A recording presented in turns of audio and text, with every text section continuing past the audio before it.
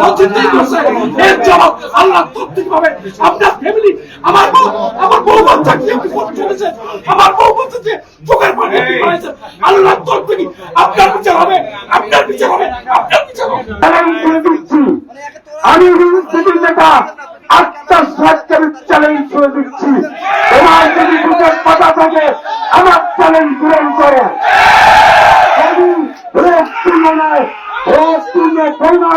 তুমি যদি ছোট আমি ভরসা, আমি তোমাকে ফুলের মালা দিয়ে ধারণ করবো। আমি বিভিন্ন ভাবে আন্দোলন করার পরে আমাকে বিভিন্ন মোবাইল থেকে বিভিন্ন আন্দোলন নাম্বার থেকে আমাকে হুমকি দেওয়া হচ্ছে। আপনি যে চুলাই যোদ্ধা না, আপনি চুলাই চোর, আপনি জনগণের ভোট চুরি করেছেন।